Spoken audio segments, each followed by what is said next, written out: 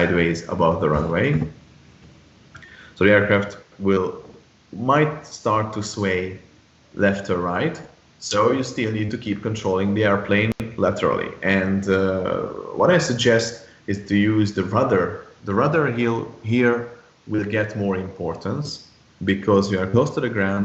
You might not be able to use the ailerons fully because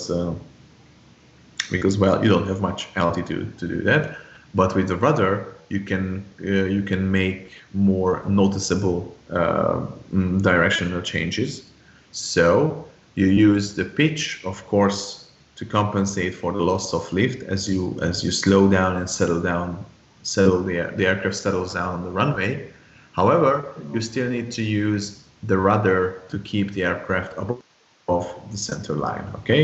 Some students execute the perfect approach, and then at the flare they just float outside or float from the runway center line left or right. Okay, and you need to notice this. You need to recognize this, and use the rudder to put the airplane back to the runway center line. Okay. Of course, it's difficult above an airfield like Hajdú-Oslo where there is no center line. There are just edge markings and a grass field in front of you. But you will develop a judgment and an eye for it on how to assess the airplane's position relative to the center line. Okay, in Debrecen it will be easier because there is a nice painted center line.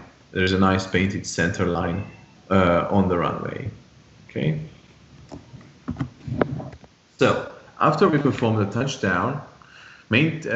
The main wheels should touch down first, so we are at a slight nose-up attitude. Okay, so the main wheels touch down first, and it will be remarkable on how, from the inside, first you would think that the airplane is very, very nose high, and you touch down with 3 wheels at the same time. Okay, so the perspective will be very different from the inside. Okay, so you would think that the airplane nose is almost pointed to the sky, but from the outside it's just a slight nose-up attitude. Okay, so don't be afraid to pull on the yoke to establish this landing attitude, and you will need to get used to the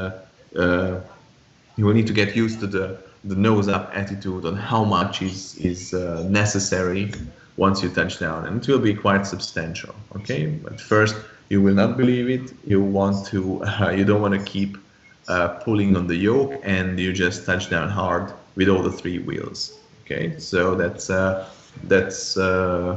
another thing that you need to pay attention to. So as the airplane settles down, as you can see here's the flare, and the airplane just settles down, but you keep the nose high attitude. Okay, and you also keep the aircraft on the center line with the rudder. Now the 2 wheels on the back are rolling, and the nose gear is still in the air. Okay, you start to apply smooth braking, and as the aircraft slows down, gently let the nose gear to the ground. Okay, so you still keep the nose high attitude, but you reduce this nose high attitude as the airplane slows down. After some point, you won't be able to keep it because the horizontal stabilizer and the elevator will lose its effectiveness as the reduction in airspeed. But after you touch down, don't let the nose gear hit the ground, okay? Because as the aircraft touches down, there would be a nose down tendency due to friction from the main gears, from the main landing gear, that will produce a turning moment that would force the airplane's nose down towards the ground, and as a result, it could easily bump. Bump the nose gear to the ground, which we don't want to do that. The nose gear is quite sensitive. It cannot handle the punch as much as the main gear. Okay, so you actively maintain the nose in a slightly higher attitude, and as it slows down, you can gently let the nose gear touch the ground, and you continue to slow down, and you are prepared to exit the runway even when you are rolling. Okay, so don't stop completely on the runway. We don't want to occupy the runway unnecessarily, so that be prepared to exit the runway while you are still slowing down and rolling. Okay, Considerations during the approach. So there are some factors that need to take into account when talking about approach and landing. So effect on headwind on final approach. Okay, so I think that's quite straightforward. So if you have a strong headwind, then your glide path would be a steeper angle, even though the parameters are the same. So the airspeed is the same, the power setting, the pitch is the same.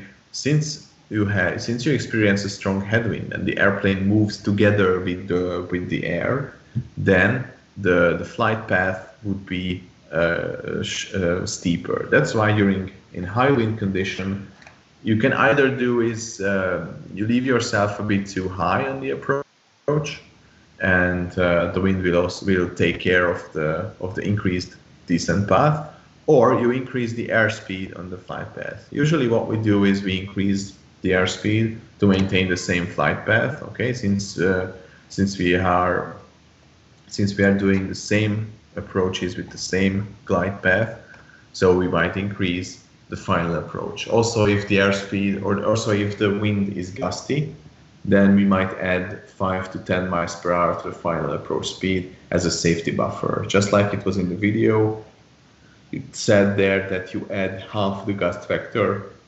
to your final approach speed. Well, at Haida Sobosló we don't have wind information, so you just go by these rules of thumb, or you just add 5 or 10 miles per hour to the final approach speed. Let's see, flap setting. Okay, so if you use, again, depending on the flap setting, considering the same airspeed and a constant power setting, your flaps will also determine the steepness of your approach. Okay, so if you don't use flaps, then you will fly at a shallower angle here in the top. So you need to take into consideration. If you go to the same aiming point, and we will practice this as an emergency, the flap up landing. So it can happen that the flaps are not working, okay, due to an electrical fault, or due to some malfunction in the system, or the flaps being stuck. Okay, so you need to perform a flap up landing. With the flap up landing, since you don't carry additional drag, you need to keep the airspeed in check, okay? But at the same time, you don't have the possibility to slow down that much, and you will perform a even shallower descent angle, okay? A shallower descent path. Because if you keep the same 3-degree path or an even steeper, then the aircraft will accelerate unnecessarily because we don't have any drag to slow it down, or any additional drag to slow the airplane down. So usually flap up landings and approaches are performed at a shallower angle with the higher airspeed, of course, and of course your flare will be longer. This airplane flares for a really, really long time until it loses the airspeed just enough so that you can touch down without flaps. Okay, so you will see how noticeable the difference will be landing without flaps, that your flare is gonna feel like an eternity. Okay, so conversely, if you use half the flap settings, I mean, this could be a flaps 20 in our case, and the full flaps, of course, is flaps 40. It will increase the angle of the descent path. Of course, regardless of flap setting, if you use flaps 20, 30, 40 on the final or as a landing, you can choose whatever flap setting you want. Okay, so the standard procedure of ours uses flaps 30 or 40 for landing, but nobody says that you cannot land with flaps 20 as well, okay, if the situation so requires. Okay, so you can use a lower flap setting for landing, but you have to keep in mind that the glide characteristics of the airplane will be different. And of course, that will have a direct effect on the steepness of the final approach. Okay. Okay. Before we move on to the crosswind landing, I don't want to go into this because it's a bigger topic. Let's do a 15-minute break, and then we continue. All right.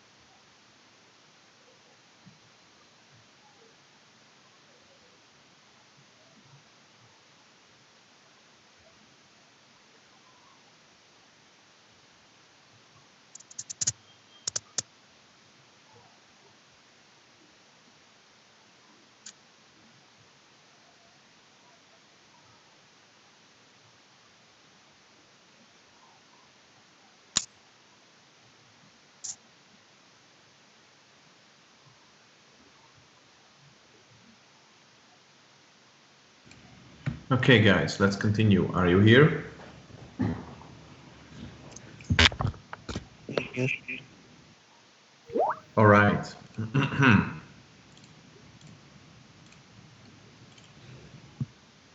So we were talking about crosswind landings. Okay, so because that makes the situation a bit different.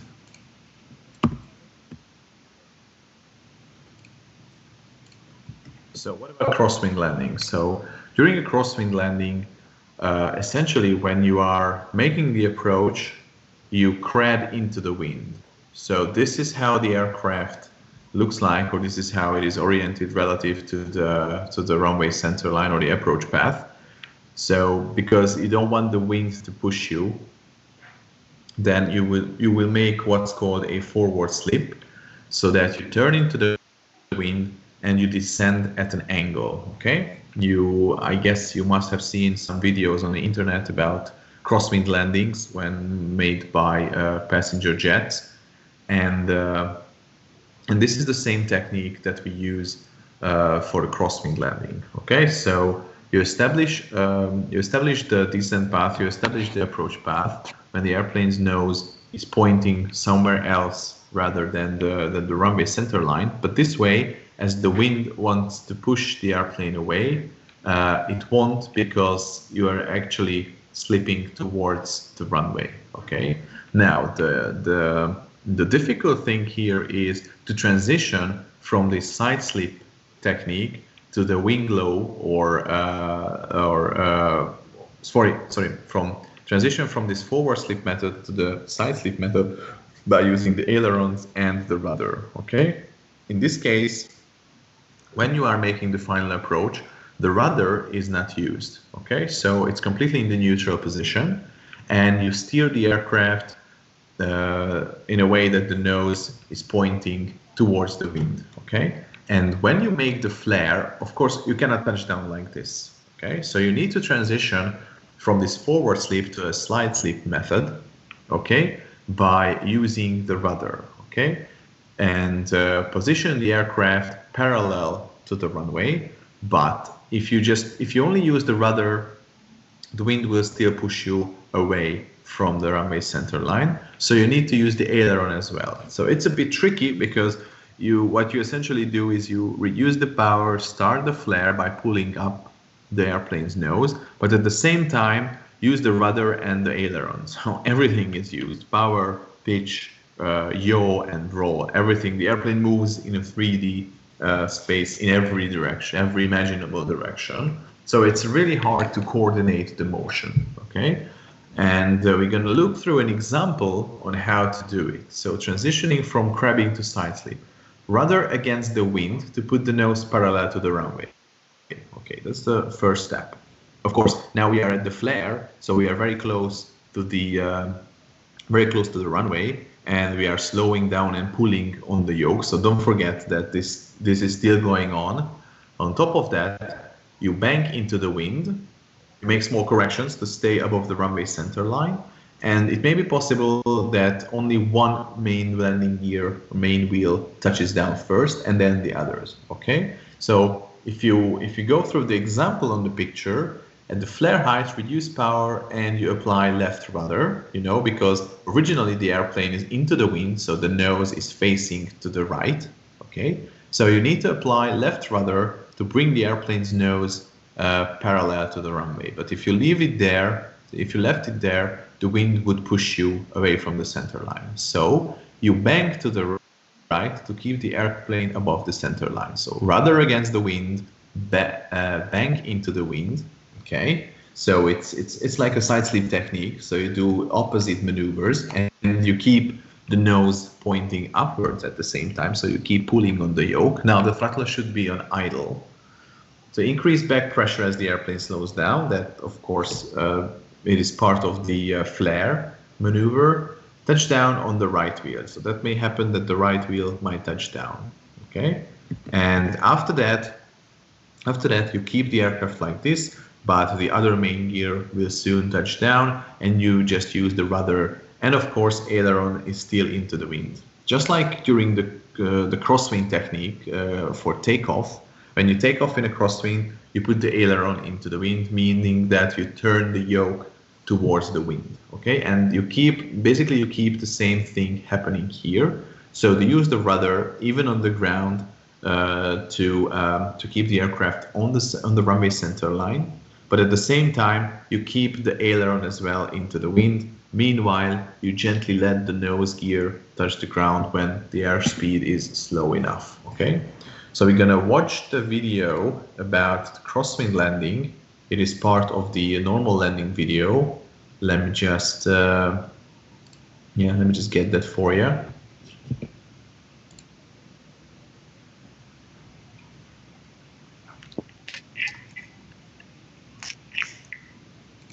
So if you want to go for the just like a crosswind landing. Yep. Okay, let's see. You will see how the technique is performed. Howl as you continue to slow down until Please turn off the microphones, all right? it is safe to turn off the runway. As we explained with crosswind takeoffs, crosswind landings are executed anytime the wind is not directly parallel with the runway. The majority of the approach and landing procedure is identical, with just a few differences.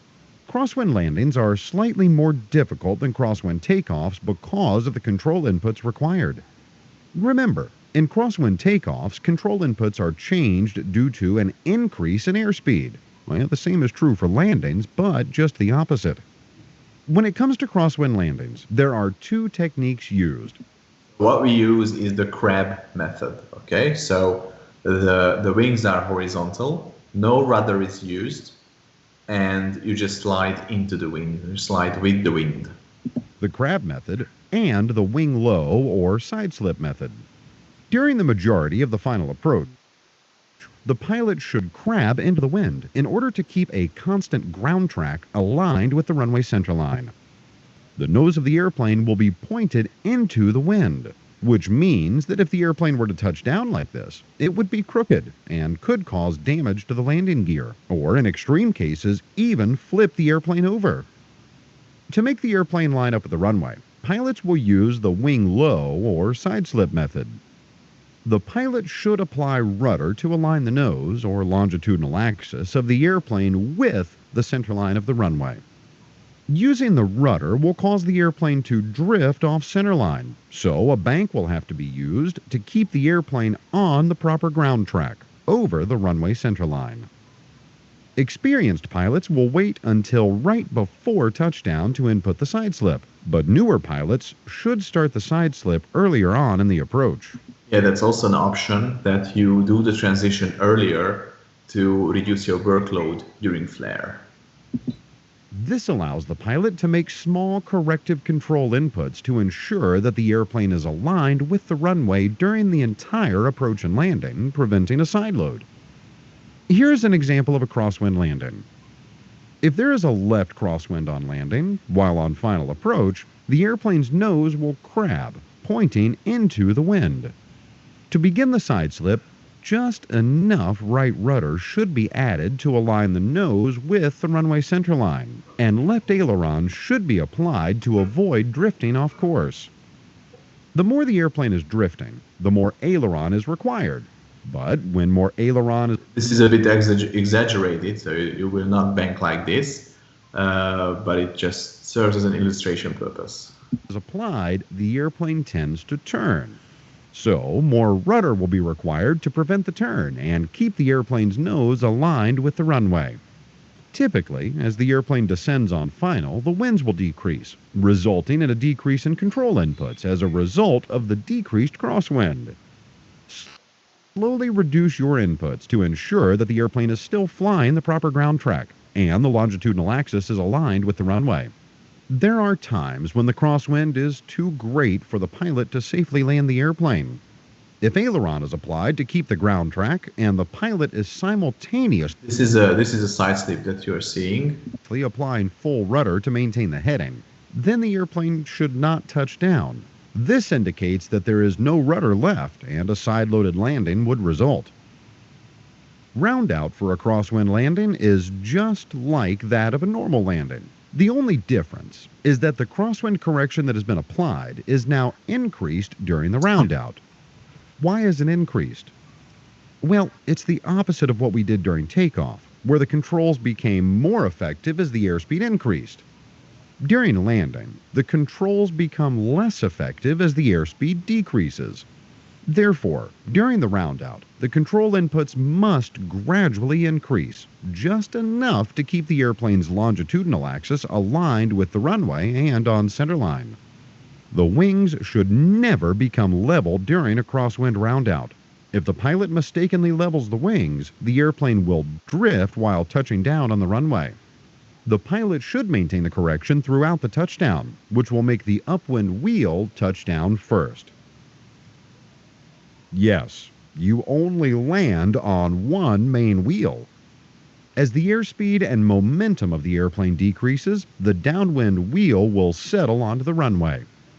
Just like a normal landing, maintain back pressure to keep the nose wheel from slamming onto the runway. Directional control must be maintained using the rudder and ailerons. As the airplane's speed decreases, the relative crosswind component increases, making the airplane want to weather vane or turn into the wind. The crosswind correction should continue to be applied, and as the airplane slows down, the aileron should be added more and more into the wind. The more you slow, the more correction you need to add, until finally you've brought the yoke into a full deflection toward the wind. When you've reached a safe speed, exit the runway and complete the after-landing checklist. Okay, so this is how the crosswind landing is done. Let me just get back towards.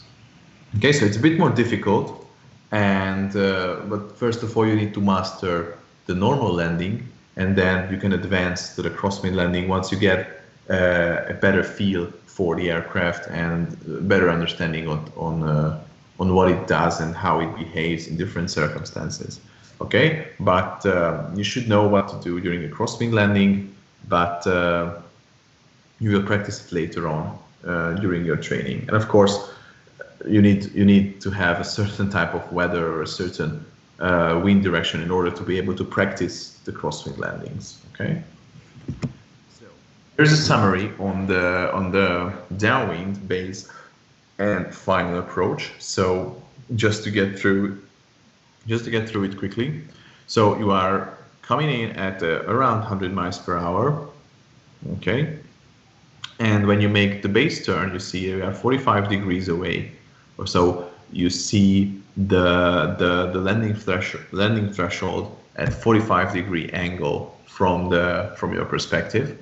Okay, you make a level turn, 20-25-degree bank angle, and at the key point you reuse the power, set flaps, fuel selector both, and you start your descent, you start your glide. Okay, always trim the airplane, that's important, and you monitor the runway progress during the base leg. When you turn to the final course, you adjust the bank angle to get to the extended center line. Again, you can vary the bank angle because the end goal is to finish on the runway center line. When you turn for final, you maintain a flight flying to the aiming point. Okay, so you are looking at the aiming point. You maintain the approach speed with power. You select flaps 20. And trim the airplane. So when you turn for final, I would suggest the first thing that you do is you select flaps 20, so you are ahead of things, and you will have later on more time to trim the airplane and stabilize the approach. Electric fuel pump on, landing light on. Usually we turn on the landing light to turn on final to raise awareness for those in the ground, and also it is common practice at airlines as well to turn on the landing light when they are final, so that from the tower they can visibly see that someone is indeed they are on the final. Okay, and you maintain a speed about 70-75 miles per hour. Then you do the landing checklist, and about at 300 feet you select the landing flaps. I guess it's missing here. Yeah, no, it's here. Select landing flaps, yeah, 300 feet above the airfield. Then you continue down. For short final. So you make at this point throughout the landing, and especially at the end and short final, if you have to make the decision to go around, don't hesitate. Okay, so there's always a chance that something goes wrong, and you should be prepared to execute the go around.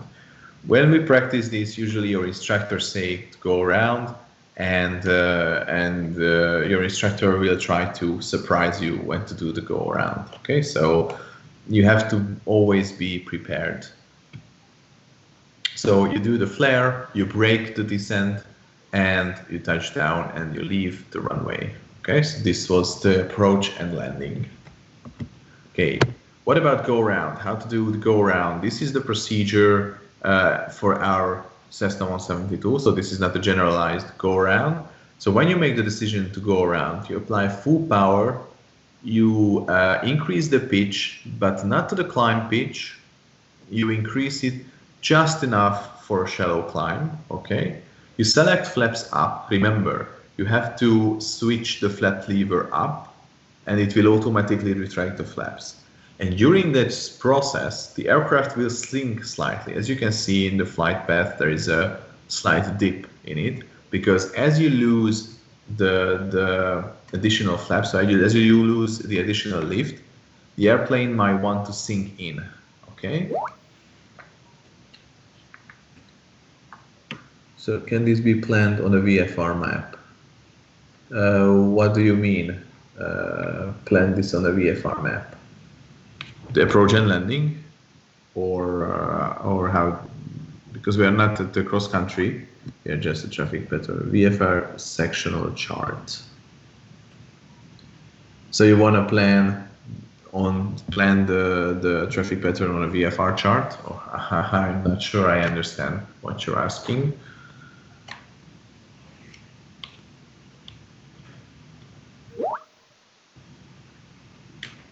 Okay, no worries. So during the go around, as you retract the flaps, you will lose the additional lift that they provide. Okay, so be prepared that the airplane might sink a little, so you need to pull slightly more on the yoke, and you wait for the airspeed to increase. And as the airspeed starts to increase, you can pitch to. Okay, so right away you see your speed is already 70 miles per hour, which is very close to VX. And as soon as the flaps are going back, how do you know if the flaps are going back? This is also important. When you select flaps up, of course you establish a positive pitch, but you should also look on the flap indicator just for a moment that the needle started moving. Okay, because if you switch up the flap selector and for any reason it doesn't start to move, it doesn't start to retract, then of course you should be aware of that. So in any case, if you select the flap selector to up, it stays there, and you take a look at the flap indicator that indeed the flaps are being retracted. Or, as a better option, you look outside to your left or to your right on the wings to see that indeed the flaps are coming back. Okay. So we establish a positive climb.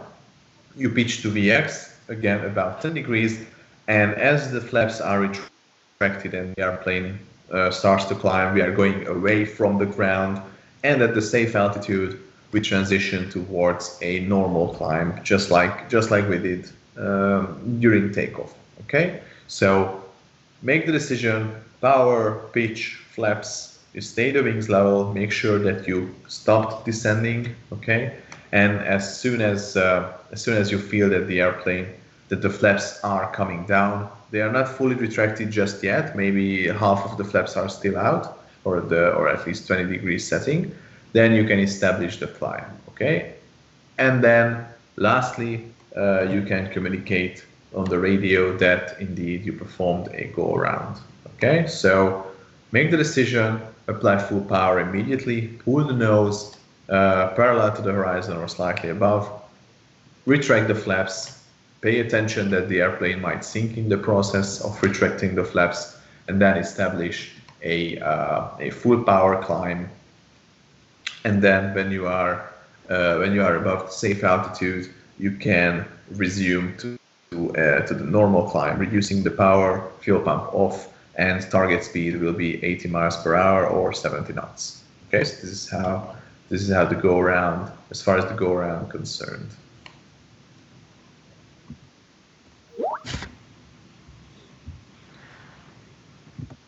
Climb power is, yeah, it's 85%.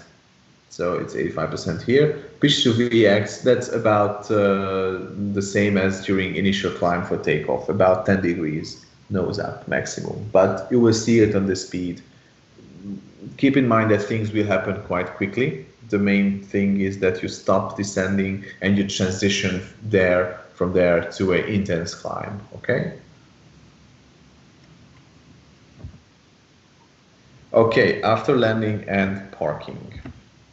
So when you vacate the runway, remember that you're still rolling from the landing and you don't want to stop on the runway. You are prepared to leave the runway even with the speed so that you don't occupy unnecessarily from landing traffic or if someone wants to take off. So you report runway vacated and the taxi intentions so that others know that the runway is free again and you indeed left the runway and start taxiing to whatever point, to whatever location you want to. So you make the radio call, runway vacated, taxiing to the parking area, for example. That's an example of a taxi intention, or it can be taxiing to fuel station, etc. Okay, you retract the flaps. Keep in mind we are talking about the normal landing, so we are still at full flaps right there when we leave the runway. And in the meantime, you retract the flaps, switch off the electrical fuel pump, landing light and strobe light off, taxi light on. Of course, we transition from air movement into ground-based movement, so we don't need the landing light anymore. We can switch to the taxi light, and we switch the transponder back to standby since we have left the runway safety critical area. Okay, so you leave the runway, you report it, you start the taxi, flaps retracted, fuel pumps off, you arrange the lights, and transponder goes back to standby mode.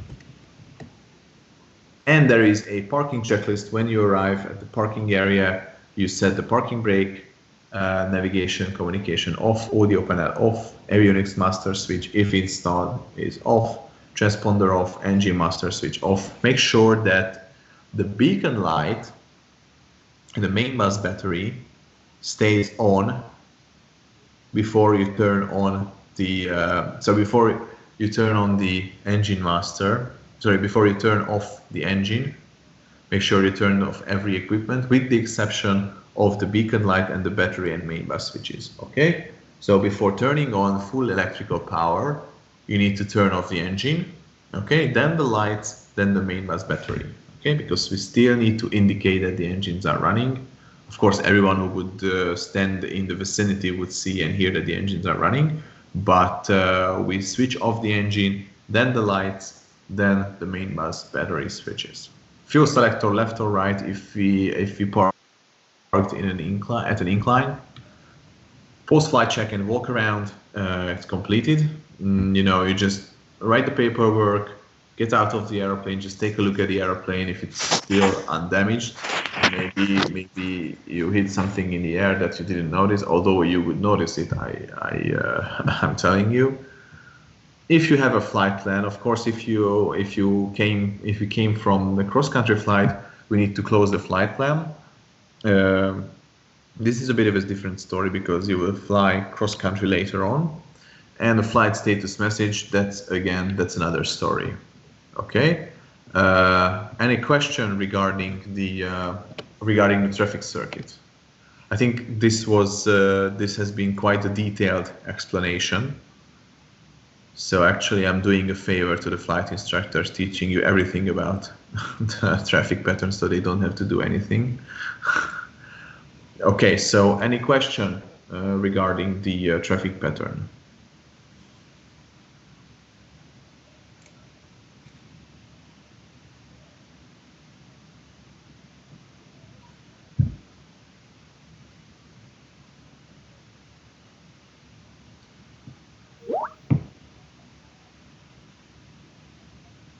Yeah, the only thing left to do is just sit in the aircraft and fly. Of course, of course. Before every lesson, you will have a briefing with your instructor anyway, because you will start with the airspace exercises to begin with, and then gradually move on to the traffic pattern. The daily pop quiz during the summer camp, or during the summer camp theory. Yeah, what you will have is basically you will review the whole material again throughout that week, from Monday to Friday, and from Tuesday you will have a test about the last day's topic. Okay, so we're gonna start with the basic maneuvers, then move on to the aircraft technical, then instrumentation, then the Cessna 172 itself. But you will get the presentation, this one as well, after the lesson, and you can already prepare for it in the meantime, because you still have a month before the summer camp theory starts. Okay, so you need to pass all these tests, and on Friday there will be a big test from the whole material of Basics of Aviation 2, and you need to pass as well. You need to pass that test as well. Okay, so this is how it's gonna go.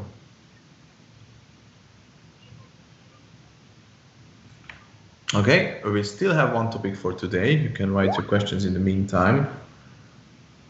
I heard that from 2nd and 3rd, the flight training is sometimes postponed. Will it be the case for it? Because I want to plan my trip. We are trying to keep the schedule, of course.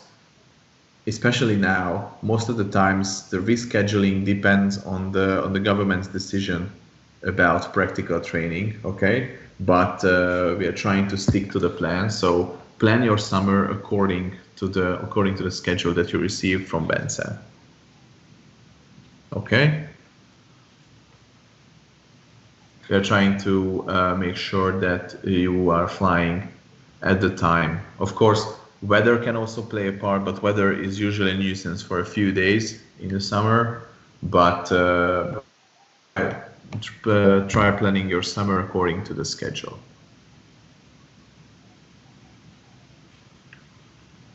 Hopefully by that time the restrictions are lifted somewhat, so we are able to fly in the right time. Okay, and talking about the theoretical classes, they will be held in class. Okay, so the schedule that Bence sent you about the theoretical parts will be in small groups, but here at Formal Flight. Okay, because of course you need to write the test and you need to participate here in class, because it gives us as well a better opportunity to teach you everything or review everything that has been given to you so far. Okay, so the theory classes with the summer camp will be in person here in small groups, and then you transition to the flight training later on. Okay, now we still have one topic today to cover, but this will be a rather short topic, so it can happen that we might finish in the morning, so by 12 o'clock. Okay, but we'll see. We'll see how it goes. So the next topic, what we need to cover today, are our base airports. Okay, you need to become familiar with the airports that you're going to operate from. All right, and we have two airports. It's Debrecen International Airport and Hajdú-Szoboszló Airfield. Okay, so you need to become familiar with our procedures. You need to become familiar with the airfield itself and the procedures leaving and entering these airfields, or at least the airspaces of these airfields. Okay, so some of the data might be changing. As you can see here, this is the presentation is based on the active information, aerodrome information published by the Hungarian government, but I don't expect much to change for the summer. So you can use this presentation as a good reference for the airfields themselves. Okay. So let's continue, or let's start with Debrecen International Airport, which is our home base.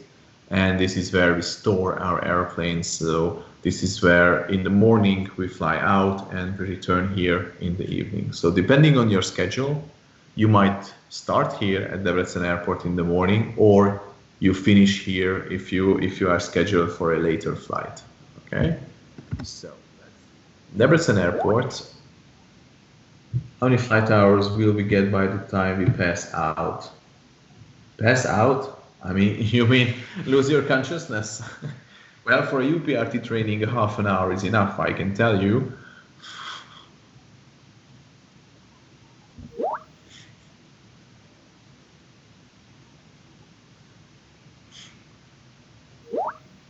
So you mean how many hours will you collect during the summer camp?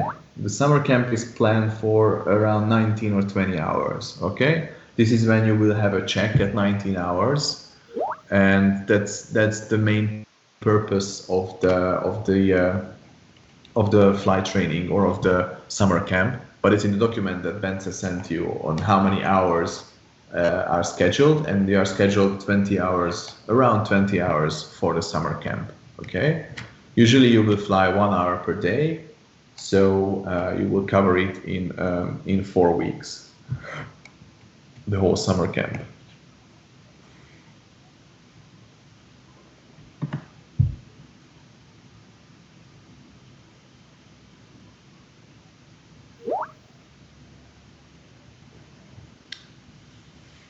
Okay, so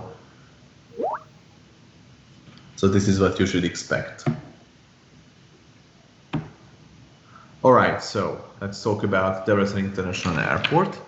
This is a quite old photo. Now it's a bit rearranged, but the layout of the airfield remained unchanged.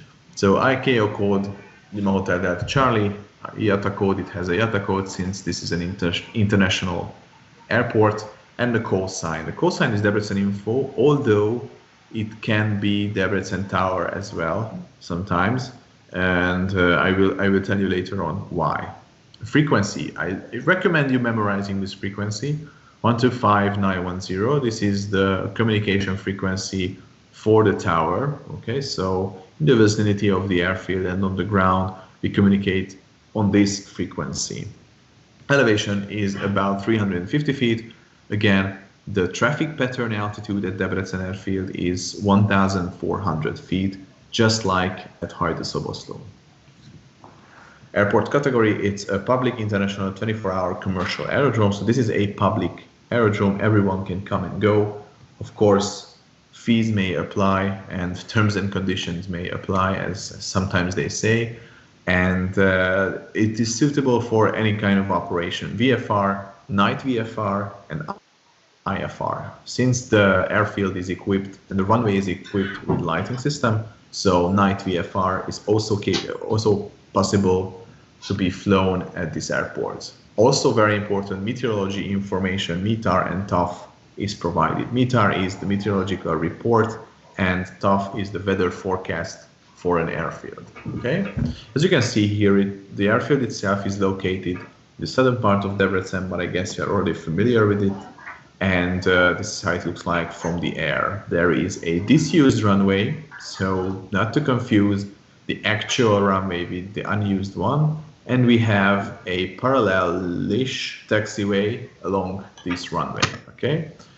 Keep in mind there are also two taxiways which are disused. Okay, so taxiway Alpha and taxiway Bravo are the only connection towards the runways. Okay, so these are not applicable in our case. Okay, so I mean, it's easy to find Debrecen Airfield when you are coming back from a cross-country flight, since Debrecen itself is quite noticeable. and after that you can easily navigate yourself towards the airfield, and you will have radio connection anyway. But since the airport is equipped, the airport is capable of accommodating IFR traffic, then of course certain radio navigation facilities are also there to help you guide. But of course you will use it later on, but as a backup for VFR flights, you can also use these radio navigation facilities. Okay, so how is the airspace structured? As you can see here, this is like the outline of the airspace, and you can see the limitations on how high they go up. So the service that the Debrecen Airport provides is an Aerodrome Flight Information Service, AFIS. So it means that they cannot give you clearances. They can give you suggestions and information. Of course, for everyone's best interest, it's good to keep them and follow the instructions that they tell you. But legally speaking, they are not responsible for keeping you alive. Okay, so in these types of airspaces, the pilot in command is responsible for the safe delegation of the flight. Okay, so as you can see here on the airspace structure, we have a category G, category Golf airspace from ground to 2000, and again category Golf airspace from 2000 to 9500. So this is of course in order to accommodate larger aircrafts like Wizz Air that comes from above 10,000 feet. Okay, and there is also another section of the airspace from 5,000 to 9,500. Okay, you might ask, why is it that we have a G notation as well as category Golf airspace, and we have a D category Delta airspace with control terminal area, the CTA, that's a controlled airspace, and we have the category G, which is like the TIZ, that's the terminal information zone. Okay, now the thing is that since this is an international airport with light traffic, they didn't want to put much restriction on other flights as well. So normally the airspace operates as a category Golf airspace. What does it mean, category Golf airspace? Do I have an illustration? No, I don't have an illustration. Let me bring one to you. So category G airspace, I don't, oh, where is it? G airspace is basically the classification of airspace based upon separation and service, the level of service provided. Okay, so the category Golf airspace, which you will operate in a majority of your training, because the Hungarian region, a big part of the country is category Golf airspace. So there is no separation provided for IFR, neither for VFR traffic. Flight information service is provided. There is a speed limitation, but we are pretty far from this. And not even radio communication is required, nor it is subject to ATC clearance. You can pretty much do anything you want within the boundaries of the law, of course, and the boundaries of the regulations. But this is the most simplest form of airspace. Basically, everyone can operate here. Small Cessnas, gliders, military jets, everything.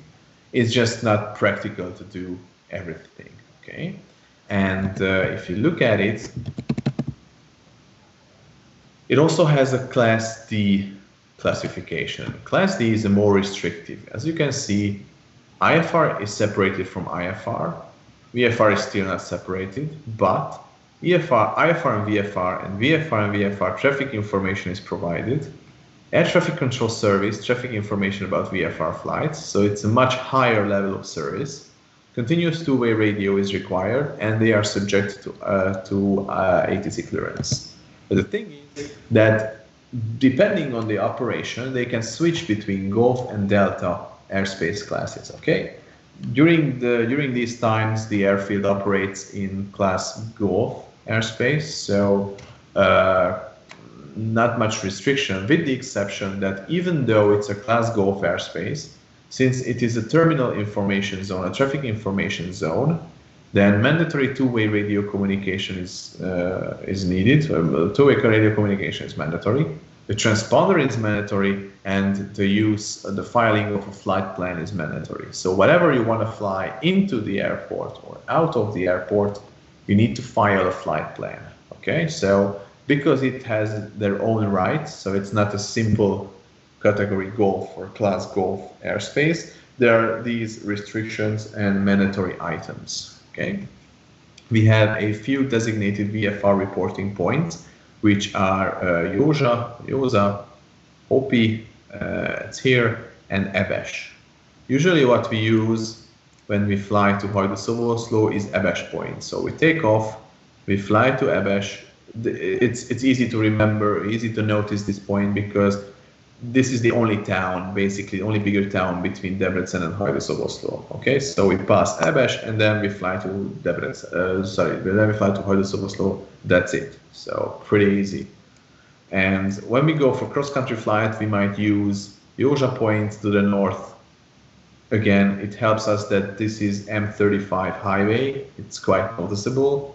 And when we go to the south, there is Hopi Point, which is a bit more tricky to find, but there's a railroad that comes directly from Debrecen and going to that city that is there. Or city, it's a small town that is there. Okay, so these are the VFR designated VFR reporting points. Usually, or it is required to use these points to enter and exit the airfield. IFR traffic like Wizz Air and other jets use IFR procedures, and they are totally different.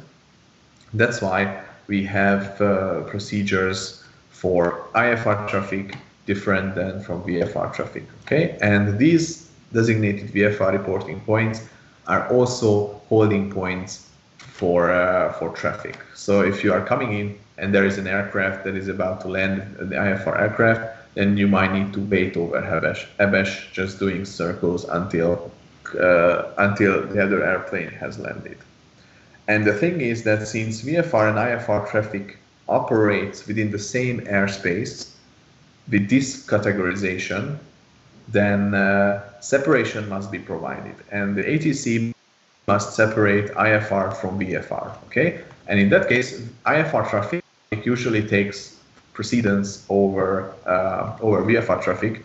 So if a jetliner comes in, takes off, or so inbound or outbound IFR traffic, it means that passenger jets or other jets, the VFR traffic is kept outside of this box. Okay, so that's why we have these points as holding points at the same time, so that if an IFR traffic is leaving the airspace or coming in for landing, then the separation can be achieved by keeping the VFR traffic outside of this zone. Okay, and it's a funny thing because even though they have a radar, it's not certified, so they are not legally allowed to use their radar, but they would give you a traffic advisory. But since the radar doesn't have official papers from the authority, basically they cannot use it legally to give you advice or instruction. Okay, so but what they do is they trying to be helpful and trying to organize an orderly flow of the traffic. So what are the characteristics of a runway? So we have a concrete runway, it's right here, which is 2,500 meters long. It's absurdly long for our Cessna. I mean, if you do a normal takeoff, for example, from runway 04, you hit the gas here and you are airborne like here. And the runway still goes all the way. Okay, so it's ridiculous, but it's a good practice to keep the aircraft above the runway center line even after liftoff during the initial climb. Okay, because you can easily spot if you are drifting away from the runway center line or not. So we have a concrete runway that is 2,500 meter long and 40 meters wide. We have a runway orientation of 043 magnetic. This is magnetic bearing. So that's runway 04 right. Even though we have another runway which would be technically runway 04 left, but it's not available, so it's closed. And we have in the other direction runway 22 left, which has a magnetic bearing of 223. Okay, so try to remember these 043, 223, but the most important is we have runway 04 right and 22 left. So it's plenty of runway. Usually what we do when we are coming in from Hajdú-Szoboszló, and this is our hangar, by the way. And we usually use runway 04 as a landing because it's closer. I mean, it doesn't really affect us if there is tailwind. So if there's nobody flying, like no other flight school is practicing here, we can choose whatever runway we want, because even if you have a giant tailwind, like a really strong tailwind, you have 2.5 kilometers of runway to stop. So that's even with the noticeable tailwind, it's quite manageable. So what we usually do is we are coming in for a normal landing, and we just we practice. It's a good practice for the students to try out fly really close to the ground. Okay, and just at the flare we increase the power, and we do an extended flare throughout the whole, almost the whole runway. We touch down somewhere here. So that's the good thing, that you can practice. You have almost 1,000 meters or more than 1,000 meters to practice flying close to the ground, to get used to the flare attitude and the flare height. Okay, so this is something that we usually do with the students to make a long flare to practice flying close to the ground. Okay, so we have two taxiways, taxiway Alpha and taxiway Bravo. And when we depart, we usually like to use runway 22 because Hajdú-Szoboszló is in this direction. And in the morning when we fly out, there is no noticeable wind, there is no other traffic, so we got to choose our own runway. So we can use runway 22. So this is our hangar, by the way. This is hangar 19er or hangar 19. And is it? Yeah, this is facility. This is where we enter here. This is where we enter the airfield, and then we walk to the hangar to get the airplanes. Here's the main terminal, main apron, and there is some cargo facilities here. Okay, and the normal procedure is we start the engine, or if there is a chance that there might be IFR traffic, we might delay engine start, and then we taxi via Bravo to the holding point and then take off. During the landing, we take off, usually take off from here, flare, touchdown, and exit the runway via Bravo and taxi to hangar 19er via Bravo. Okay, so these are like the normal procedures. Sometimes it can happen due to traffic and noticeable wind that the tower or the AFIS asks us to take off from runway 04 or to land at runway 22. When we land at runway 22, what we do is we land, we don't taxi all the way to the end and then back. We do what's so-called the backtrack. So we turn back on the runway and leave the runway via taxiway Bravo like normal. Conversely, if during departure the tower asks us to depart from runway 04, we don't necessarily need to taxi all the way here. We can use our normal taxiway, line up on the runway, backtrack, and take off from here. Since a really short distance is enough for us to take off, so we can use this point as well to take off in the direction of runway, and that still counts as departing from runway 04 right. So that's a good thing.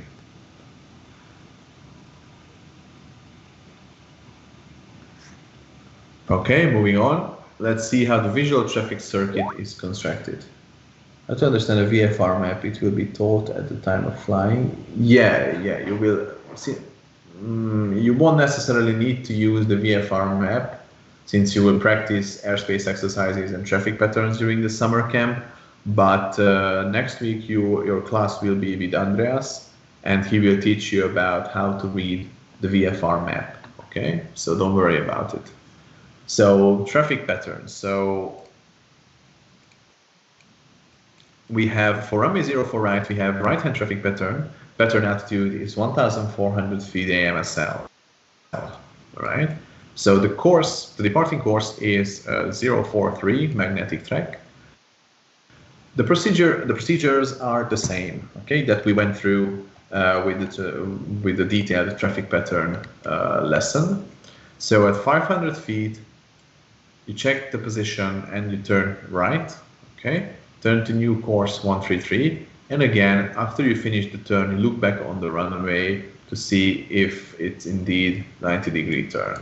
You can easily spot some landmark here. There are some buildings that might be worth interest.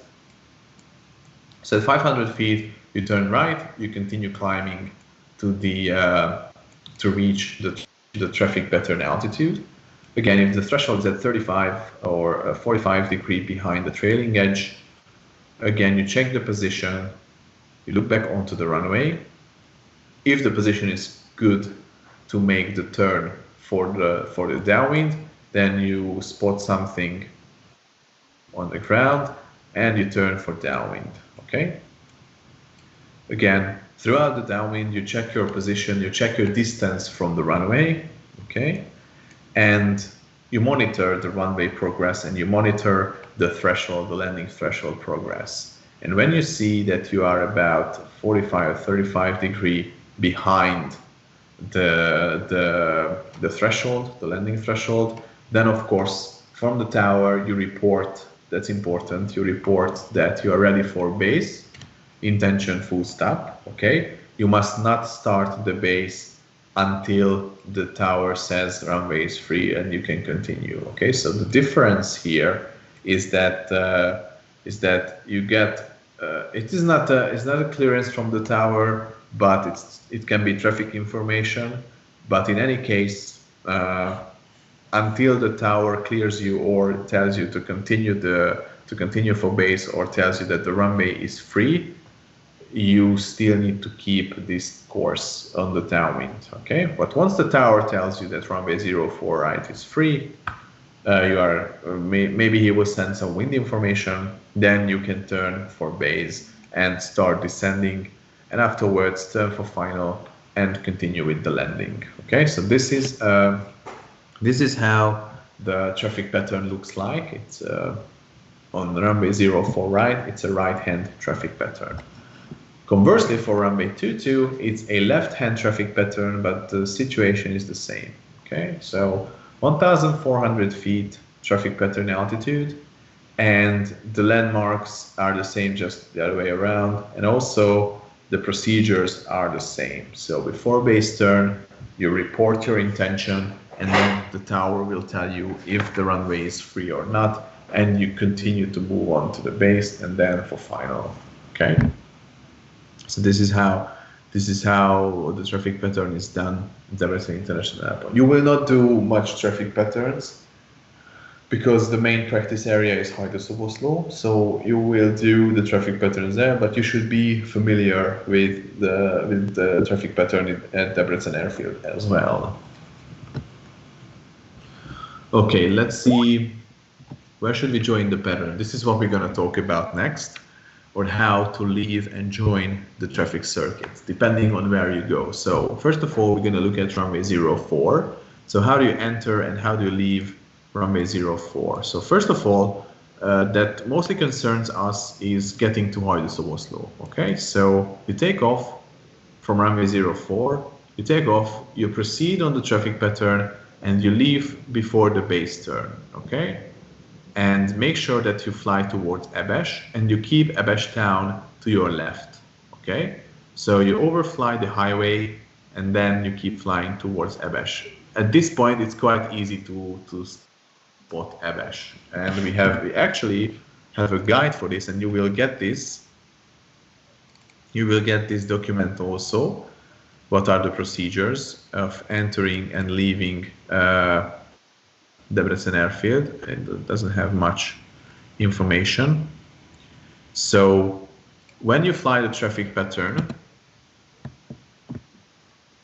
you make sure that you leave it before base turn or at the base turn, and you keep Abash City to your left. Conversely, if you enter the traffic pattern coming from Hajdú-Szoboszló, you also keep Abash to your left. That's why, or that separates us from other traffic. So we developed these procedures. Abash is a quite noticeable point. If I may, I just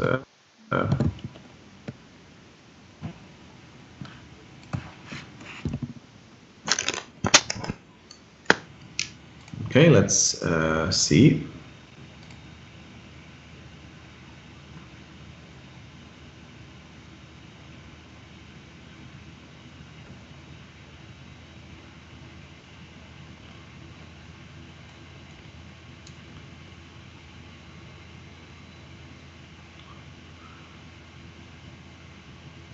So that's why there's a separation between inbound and outbound traffic.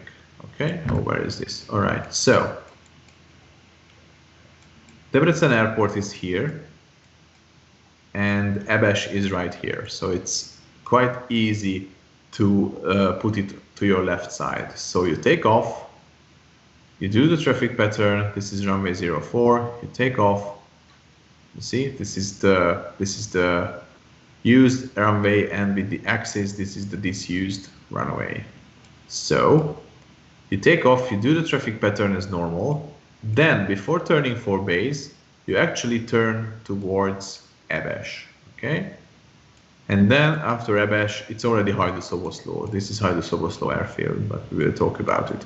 And when you are coming from Hajdú-Szoboszló, you also pass Abash on your left, okay? So you pass Abash to your left, and you can join for final. Okay, here is the airfield, and you can join for final. I mean, the M35 helps you. Okay, this is the final, and as you can see on the slide here, you will join a long final then to make an approach and landing towards runway 04. Okay, so this is the procedure. This is what you will experience during the summer camp when you are getting to Hajdú-Szoboszló or coming from it. Other points of leaving and entering the airspace is via Józsa alongside M35 highway, and there is also a guide here. So when you leave inbound Józsa, you keep the industrial area to your left, okay? And when you are coming back from Józsa, you also keep the industrial area to your left, okay? And actually you leave the traffic pattern from the downwind, okay? You continuously climb, you leave from the downwind, and when you are coming back, you overfly the airfield and you join for the downwind, okay? So it's pretty safe and pretty good procedures of entering and leaving. And if you're going to a cross-country flight southbound, again you leave from the base turn inbound Hajdú-Bagos. This is a small town with a rail connection, and when you are inbound, you also keep this city to your left. It works outbound and inbound as well. Okay, so this is the procedure for runway 04. For runway 22, the procedures are quite similar. When we depart from runway 22, we start to climb, and upon reaching a certain altitude, we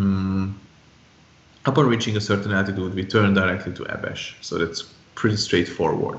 When coming back, we join the downwind or at the downwind turn for a traffic pattern for runway 22.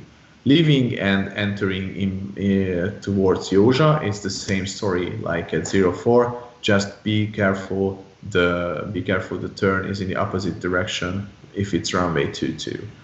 And leaving and coming southbound, also you are going for Hajdú-Bagos town, and since runway 22 is oriented southwest, After takeoff, before turning for downwind, you just leave the traffic pattern. And when you are coming back and runway 22 is active, you join for the base turn. Okay, so these are the procedures of entering and leaving the airspace. Okay. So one doubt. So like the entering and leaving is decided by us or what? Like it is designed by us. We cannot go outside this routes, right? Like it is the patterns which is fixed over.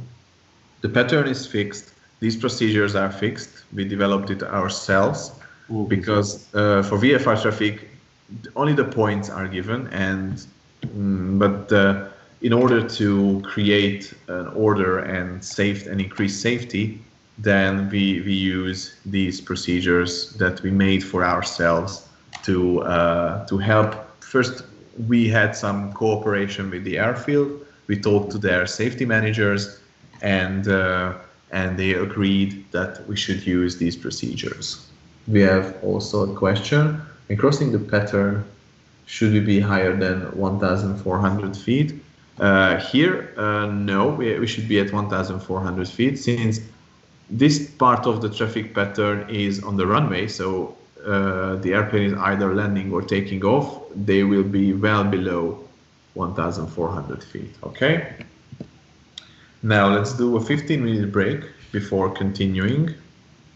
Oops. Okay, so 15-minute break and then we continue.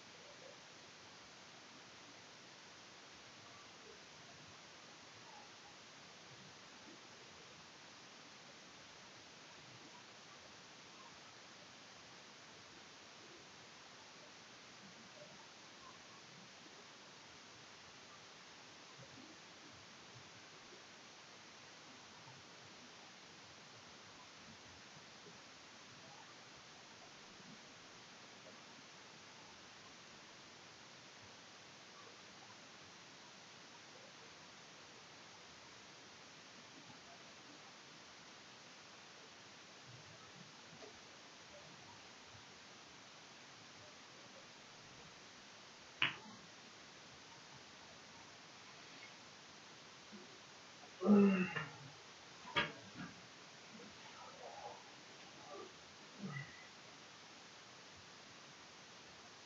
development.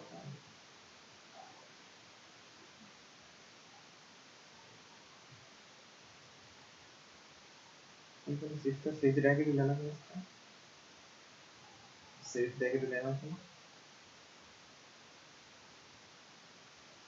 নিজেদের খাওয়াই দাওয়াই রান্না বান্না সবার ঘুমটাই পড়াশোনা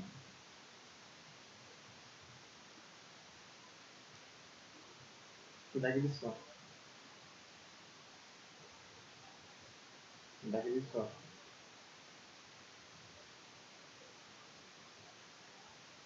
আমার তো বাজে নেই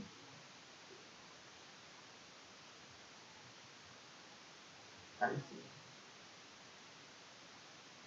কিন্তু অ্যালার্ম বাজে নেই কেন বাজলো না ক্লাসেও লেট করছি আজকে ক্লাসে দিতে অ্যালার্ম বাজে না চিত্রে এলাও বলছে এলাও বলছে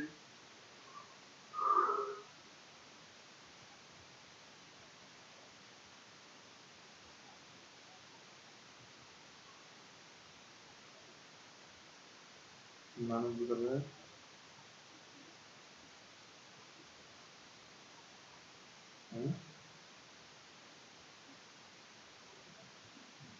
মানুষ কিছু ভুলবে না বড় মানুষ কি করবো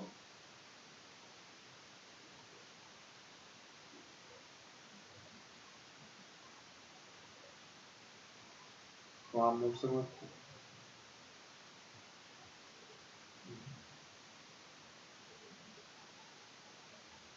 সেরি খাইছে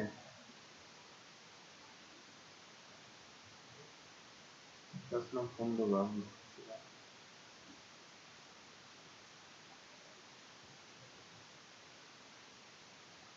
আব্বুই ফোন দিতাম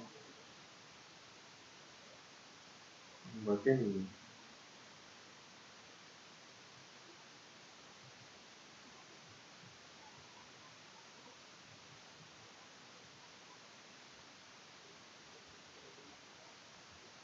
বাইকটা দুটো সাইডে যাচ্ছে ভাই কেন মিটিং নাম আছে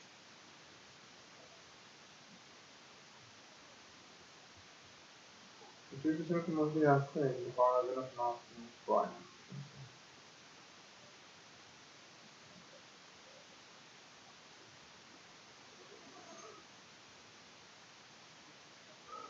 কি বুঝা কি বুঝা তাকিস না তো তাকিস না তো তাকিস না তো না রিসোর্স দিলে তো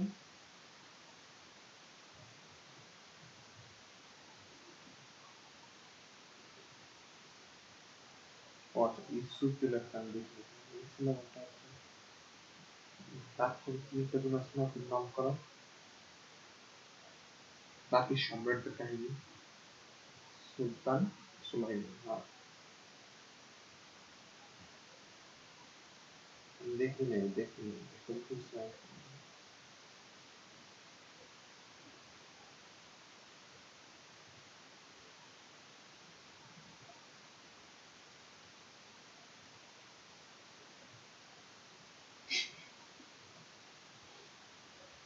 কুইক দেখতেছ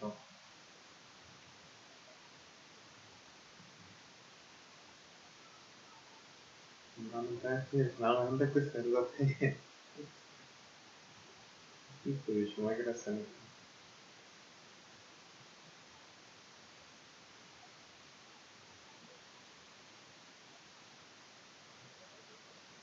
ঠিক আছে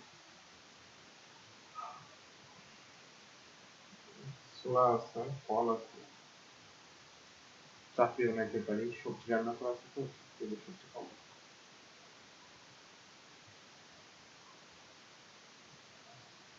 আজকে থেকে আমিও চাকরিতে চলে আসবো এবার ভাত খাইলাম গরু খাইলাম মেলা খেয়েছি ওজন দেড় কেজি বেড়ে গেছে 70 কেজি 71 71 হয়ে গেছে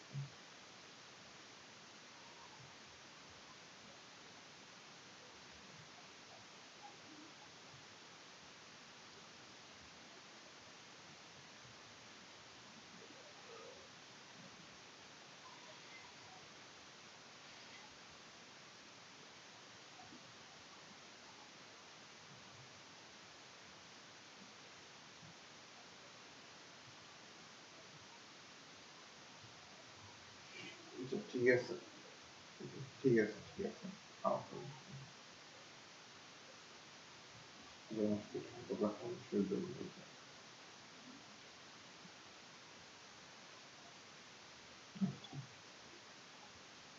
ठीक है, लेन छोटा ना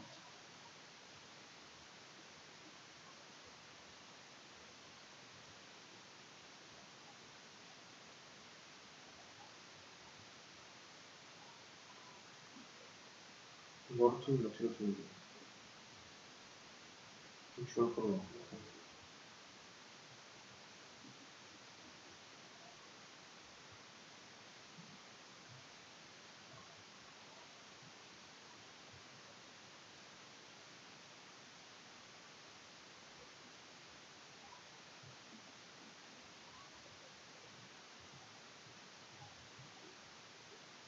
ठीक है सर, मैं करना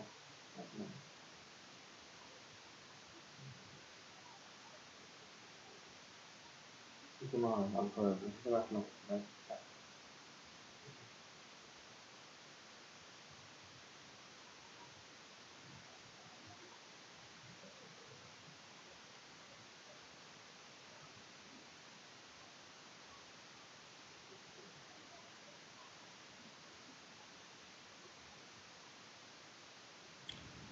Okay, guys, can we continue?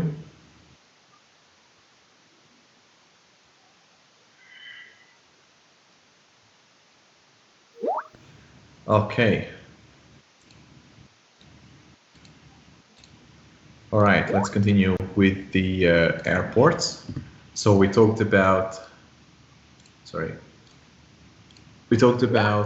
leaving and entering the visual circuit for Debrecen Airfield, Debrecen Airport. So let's move on to some peculiarities or additional procedures for Debrecen Airfield. So there are some noise abatement procedures, okay, and in order to reduce noise pollution to a minimum over the city, then the preferred runway for landing is 04 right, obviously. So for landing, the tower also tries to instruct other traffic as well as us to use runway 04 for landing in order to avoid overflying the city. And by definition or by regulation, the maximum allowed tailwind is 5 knots. This is, of course, very important for passenger jets, which need a much larger distance for the landing, and they are heavily limited by the maximum amount of tailwind. We are also limited, but since we have plenty of runway available, we may land even with a higher tailwind than 5 knots. Although, after a certain point, it's not recommended. There's a displaced threshold for runway 22 left. So if you look at the airfield chart, the threshold is displaced for runway 22. So it means that not the entire runway is available for landing. Here is the touchdown zone, by the way. So that's the touchdown zone for large passenger jets. And this section of the runway cannot be used for landing. Okay, this is in order to have the airplanes come at a higher altitude over the city. Okay, because if you imagine, this is why, for example, displaced thresholds are used. So if you take the runway as an example, and if you have the touchdown zone here, then the airplane would come like this. However, if you have a displaced threshold and the touchdown zone is placed here, the airplane will be at a higher altitude coming in for a landing, reducing the noise on the ground. Okay, so this is the reason why sometimes displaced threshold is used. Okay, so the preferred runway for takeoff is 22 left, again, in order to take off away from the city. Departure from runway 04 left turn over the city below 2,000 feet is prohibited. So that's why, for example, from runway 04, there is no visual traffic circuit to the left in order to avoid overflying the city at a low altitude. And flying below 2,000 feet AGL over Debrecen is prohibited unless following takeoff or landing procedures. Of course, if you want to land it, or if you must land at runway 22, then if you maintain 2,000 feet up until this point, there are slim chances of landing. Okay, so that's why usually the tower gives us the possibility to land in whichever direction we want to, if there is no traffic and the wind is favorable in both directions or either directions. So we have pretty much the option to choose which runway to use, but of course we have to keep ourselves following the noise abatement procedures. Okay, usually when we depart in northbound, we fly the traffic pattern anyway and fly there to Józsa as it was depicted on this chart here. Okay, so we have some radio navigational facilities that I highlighted on the chart. We have 3 NDBs. NDB is the non-directional beacon. Basically, it's the simplest form of radio navigation. We have an equipment called the ADF, the Automatic Direction Finder, and I'm just showing you a picture of it.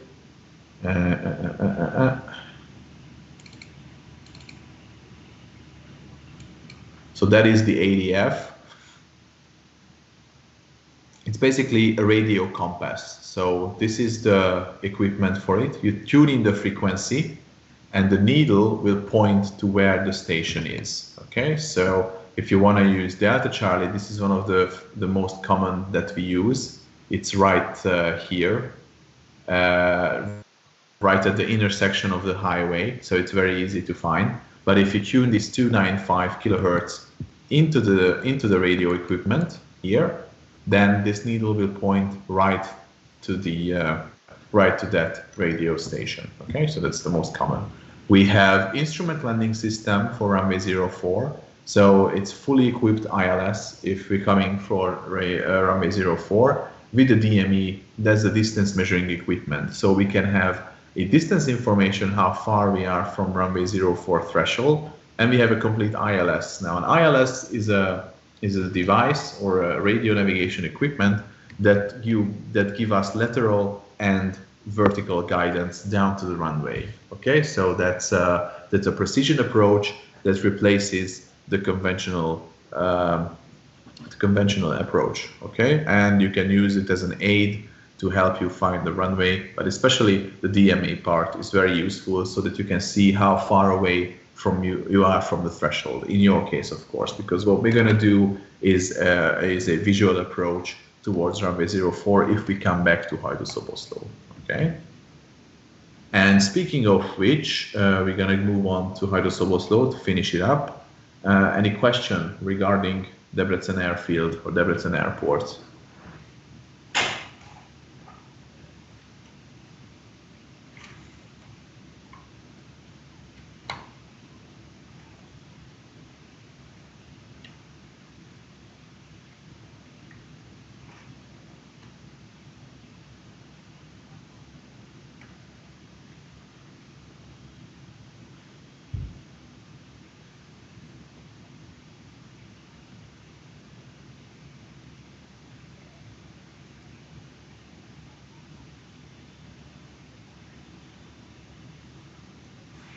I just wait until you guys finish typing.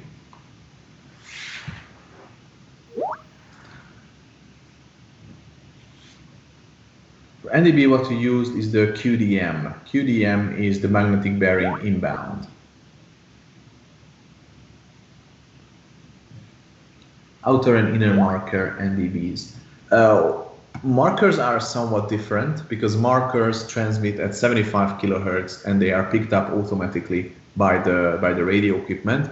These are specifically designed NDBs. Of course, they are somewhat close to the markers, but for example, Delta Charlie is nowhere near a marker. Charlie is closer to the inner marker, but they are different. And actually, their depiction would be different if they were markers on the chart as well. Okay.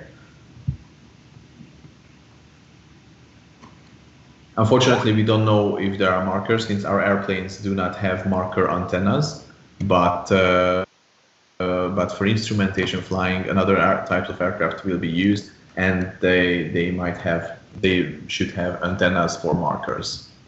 So let's move on to Hajdú-Szoboszló Airfield. So Hajdú-Szoboszló Airfield, designated Lima Hotel Hotel Oscar, is like a plain grass field at the edge of the town. As you can see here, it's in the northern part of Hajdú-Szoboszló. We are very close to Debrecen. Call sign is Hajdú-Szoboszló Info, although there's nobody in the tower usually.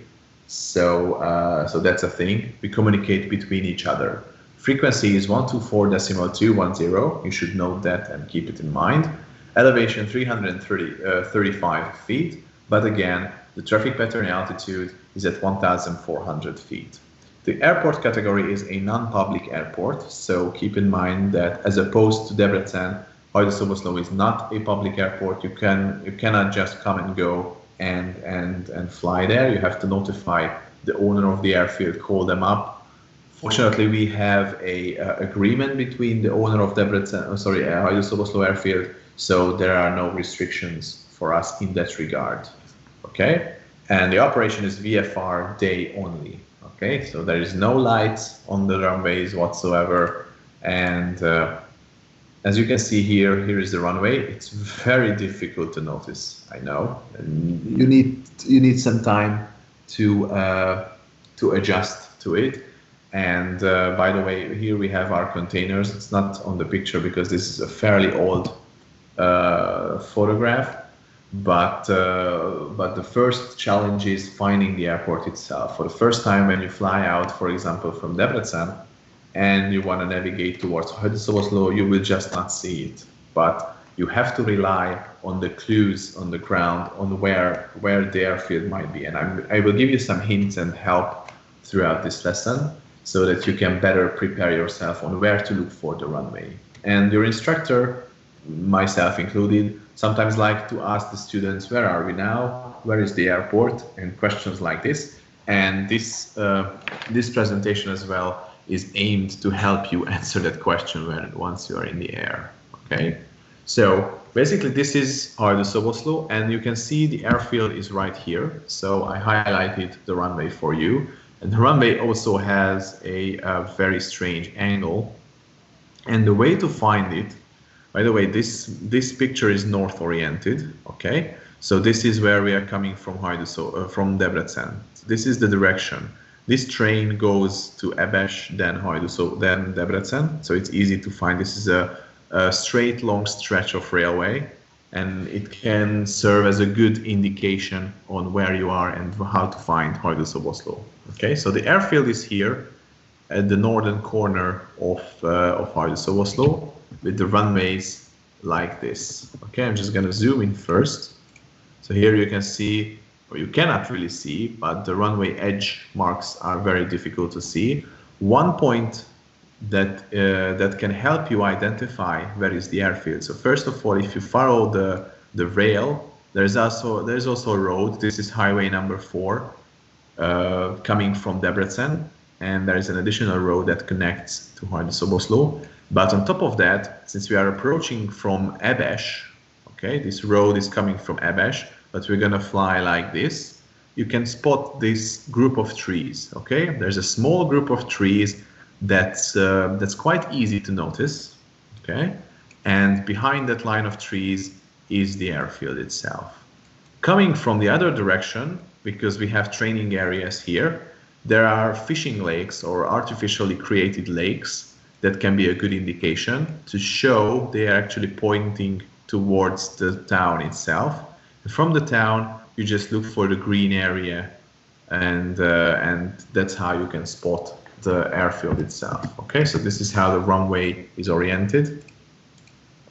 Okay, usually we use runway 04 for traffic circuit practices. So we're gonna come from Debrecen, join the traffic pattern, and in for a landing. Okay, so this is like the normal procedure, all right?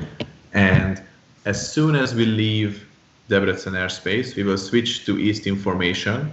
Then we will switch to Hajdú-Szoboszló info to establish radio contact and ask for traffic and landing information. Okay, but we're going to talk you through how the procedure is going, and because lots of things are happening right one after the other. Okay, so it's quite complicated to fly from Debrecen to Hajdú-Szoboszló in a way that you have to navigate. You have to switch so many frequencies. From Debrecen info, you switch to East information. From East information to Hajdú-Szoboszló info. Then you figure out what other traffic might be in the area, and then you maneuver the aircraft towards the traffic pattern for a successful landing. So lots of things happening, and that's the same for coming back to Debrecen. So it's also true when coming back to Debrecen. Okay. So there is no permanent service at the airfield. Okay.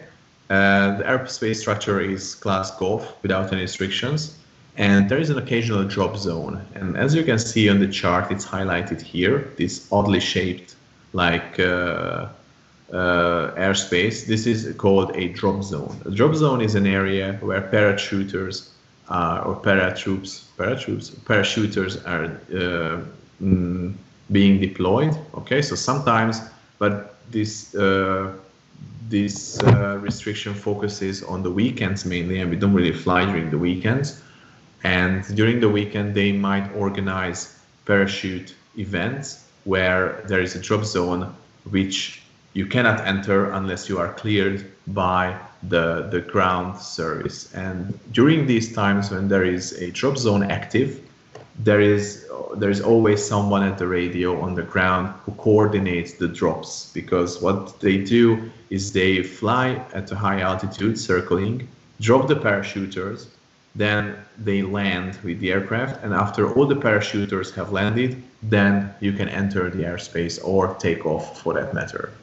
There is also a restricted area north of the airfield, which a funny thing, but it interferes with the traffic pattern, but this is how they design. Nobody cares about it unless you get too close to the area, because there is an oil or natural gas plant somewhere here. Okay, that's why there is a restricted airspace from ground level to 7,500 feet.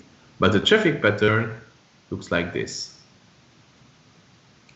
So traffic pattern actually goes inside this restricted area, but this is how it was formed. So nobody really pays attention to this. Nobody really cares. However, when you fly in from a cross country, or you want to fly out to a cross country northbound, you should fly around this area.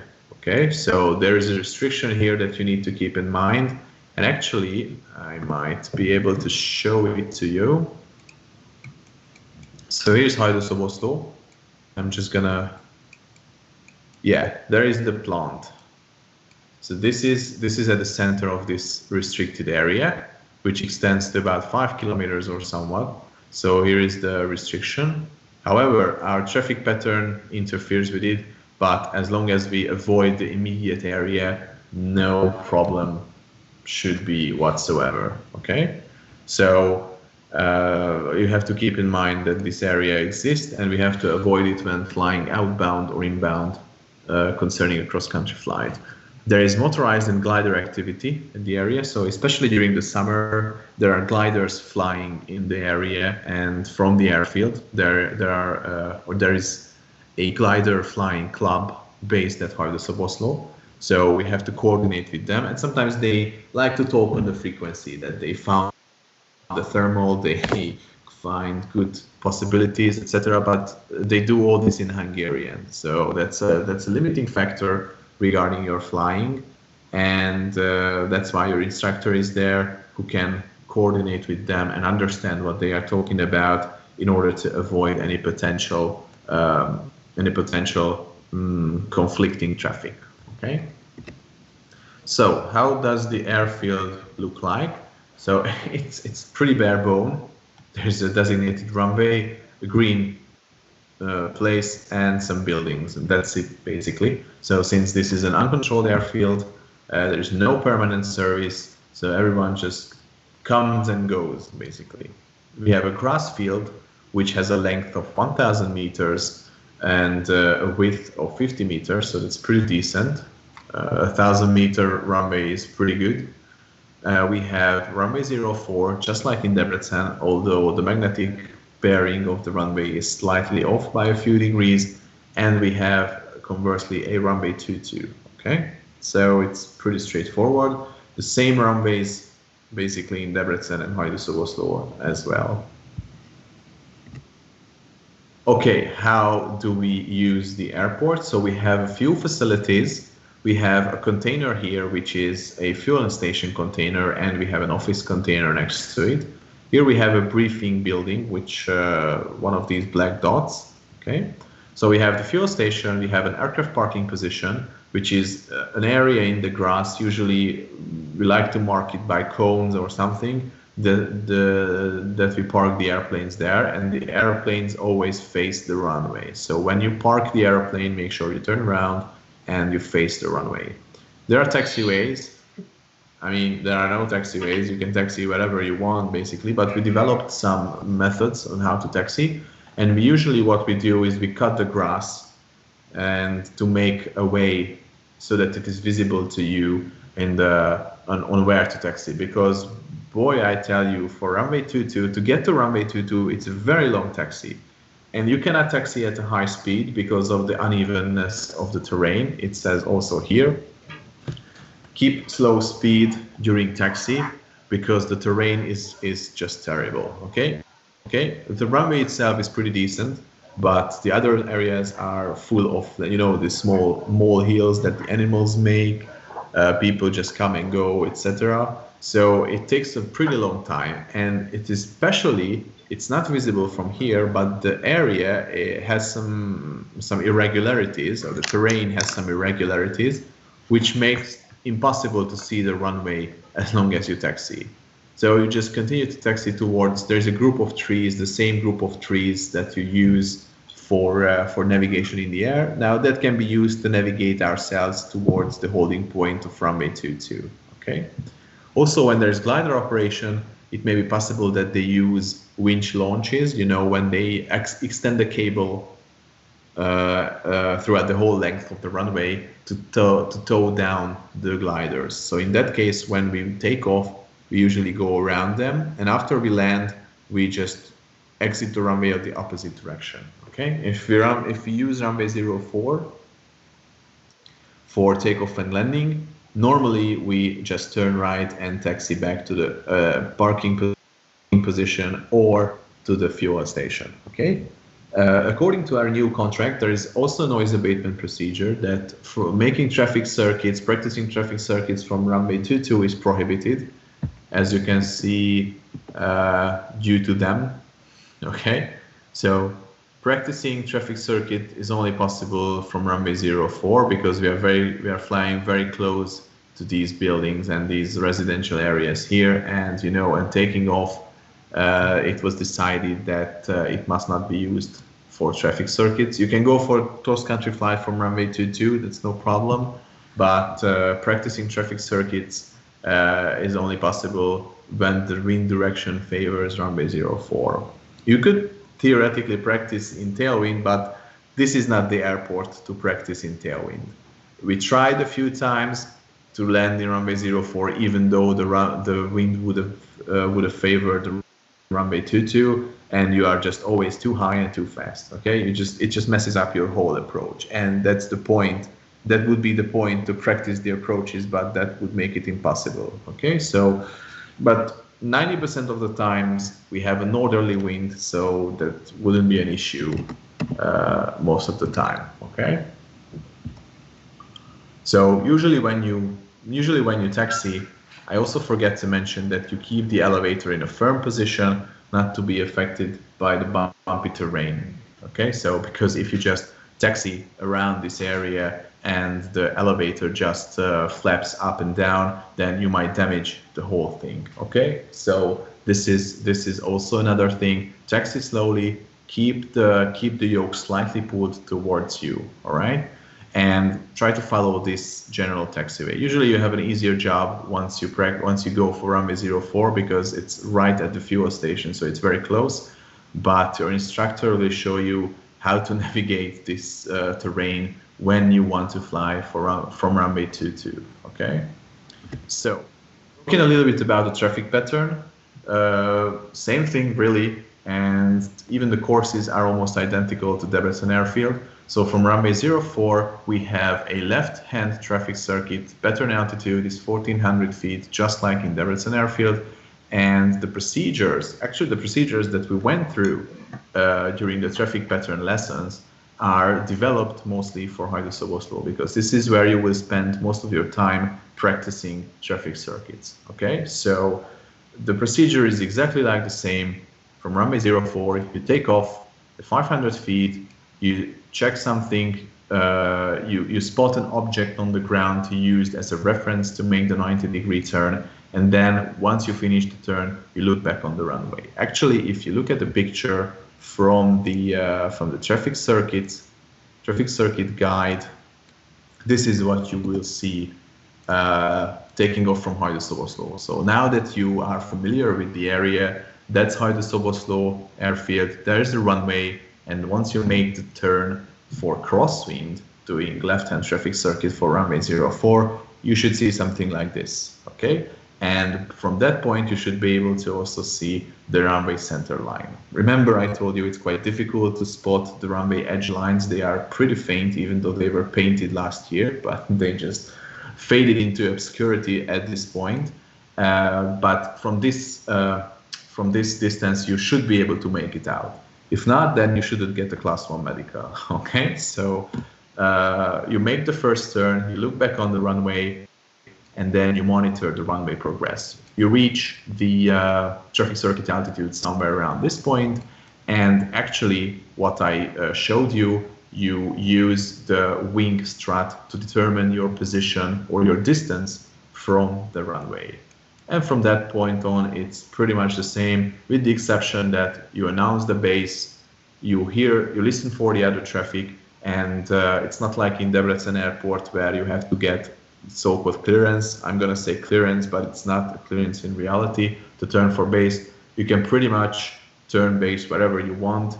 Only thing is that you pay attention to other traffic. Remember when I talked about if there is a traffic on the base and you're approaching the base, you should extend your downwind to allow them space to land. Okay, but other than that, it's pretty much the same procedure. It's just this illustration serves as an orientation for you on how to fly the traffic pattern. And like I told you at the beginning, you will tie the traffic pattern to certain landmarks over the ground, but try to develop a procedure, or try to develop the thought that you should be able to construct the traffic pattern solely by reference of the runway. Okay, so of course it's nice to use landmarks once in a while, but later on during your training it is expected from you to be able to fly a traffic pattern at an unfamiliar airfield as well. The flying traffic circuits for runway 22 looks like this, although I told you that we are not allowed to fly traffic circuits from runway 22, so you can just skip this slide altogether, but it's here for information purposes. Of course, we are allowed to fly in from a cross-country flight or fly out to start a cross-country flight from runway 22, and that might include a traffic circuit, but according to our new agreement, regular traffic circuits are not allowed from runway 22. Okay, so moving on, we'll talk about entering and leaving the traffic pattern. As you notice here, like I told you, there is this restricted area due to this plant, and what you will experience from, or what you will see during the summer camp is that we transition from Debrecen to Hajdú-Szoboszló all the time. So, like I explained earlier when I was talking about Debrecen procedures, as we leave the traffic pattern, okay, it doesn't really matter which runway we will end up. We will always end up somewhere here. You take Abesh town to your left, and remember, it's quite easy to spot Abesh once you take off from Debrecen. So imagine if you take off from runway 22, because that's what we use. Okay, so we take off from runway 22. You should be able to see something like this. Okay, and you can easily notice where is Abesh, and right after that Hajdú-Szoboszló. So you maintain Abesh to your left, and then how do you find the airfield? Well, focus on the group of trees that I mentioned earlier, okay? Because sometimes it can be confusing, especially if it's your first time. It says here camera altitude 600 meters. It's a bit higher than our actual altitude, but it sort of looks like this, okay? So this is how you will be able to find the airfield, okay? And if you continue flying towards the traffic pattern, somewhere here we will switch to Hajdú Oslo info frequency. So we just barely left Debrecen, we switched to East information, or we skip East information altogether sometimes, but lots of things happening right one after the other. You have a question? Runway 22 is right hand and runway 04 is left hand circuit pattern. Yeah, as it was presented here for runway 22, we fly a right hand traffic pattern. Again, this is part of the noise abatement procedures. We are not allowed to overfly the city, similarly to Debrecen, okay? And secondly, gliders usually use the other side of the traffic pattern, okay? So in order to separate motorized and glider traffic, they use different traffic patterns, okay? So once we establish radio contact with Hajdú Oslo, we announce our position, where we are coming from, and we request traffic and landing information, okay? And then if there is someone flying here, another instructor, another pilot, they will tell us, okay, runway U04, currently one traffic on final or base, whatever. And then we say our intention that we want to join for the downwind. And actually this is the second turn, if you notice it. We are right inside of the restricted airspace, but like I told you, if you don't go to near proximity of this area of the plant itself, then you shouldn't have any problem, since the traffic circuit intersects the restricted area anyway. So, and then we maneuver ourselves, paying attention to traffic. Okay, now this will be another challenge, that since there is no radar here, no tower here, nothing, we have to listen to other pilots' reports, where they are, what are they doing, before making a decision on how to join the traffic pattern. It might happen that you might need to circle around a bit or maneuver around a bit, because there would be conflicting traffic here. Okay, but other times we are clear to go and we join the downwind, left the downwind for runway 04. When we are leaving Hajdú Oslo inbound for Debrecen, we just climb straight from the takeoff, and then with the right turn, we don't even turn for crosswind. Okay, so we just take off, maintain runway track, and then make a right turn towards Ebes, and we pass Ebes again on the left side. But by doing this, we separate ourselves from any incoming traffic that might be one of our colleagues. Okay, so these are the procedures. And of course, we have procedures to leave and enter the airspace when we're going for cross-country flight. Our main directions concerning cross-country flights are northbound and southwest southbound flights. Okay, so we have these procedures, as you can see. Although during the summer camp you will not fly cross-country flights, but what you will do is fly in the training boxes. More on that later, okay? Because I want to finish still what happens if it's runway 22. If it's runway 22, things are a bit more complex, because as you can see, there is a potential crossing traffic here. That's why it is recommended to switch to Hajdú Oslo frequency as soon as practicable, in order to avoid confusion and in order to avoid any potential conflicting traffic. That's true for the other procedures as well. Since we have what's so-called these training areas, remember, you start your training, you start your practical flights in these called training airspaces, where you will become familiar with the basic maneuvers of the airplane.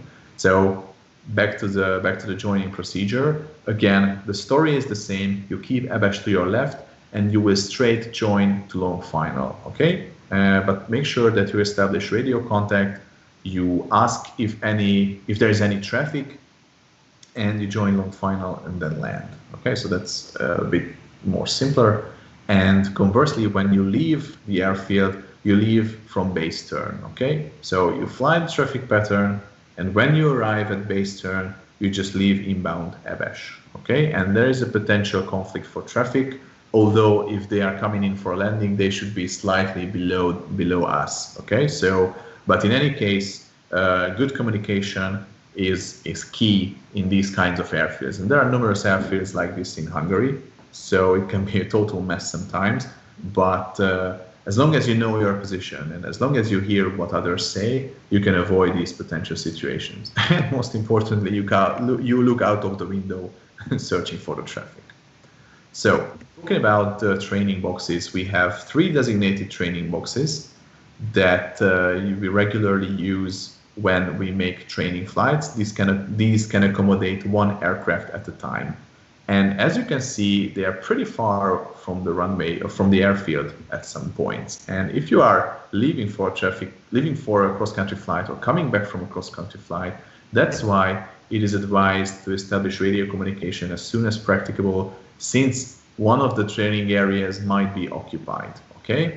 And the thing is, we do airspace exercises here up to 4,000 feet in altitude. Okay, so we might practice climbs, we might practice descents, stall and spin exercises, etc. So we need some room both vertically and horizontally.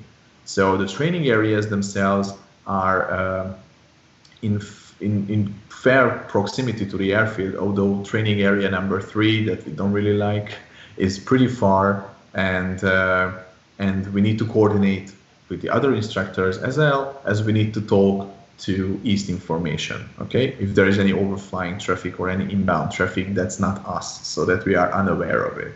Okay, so the training areas extend to the city called Nádudvar. There is a railway that connects it between Kaba, and I'm gonna just show it to you so you have a better picture. Okay, so I'm just gonna orient the map to north. Okay, so we have a training area. So this is Kaba, and sorry, this is Nádudvar. And what I'm gonna do now is gonna put one to the other so you can see it. Okay. Usually your instructor will help you when to turn, where to go, etc. But here's Hajdú-Szoboszló airfield, here is Nádudvar, here is Kaba. It's very hard to see, but here we have training area number 1, surrounded by these roads. They are quite good navigational aids to help you. Training area number 2 is right here. Okay, and training area number 3 is somewhere here.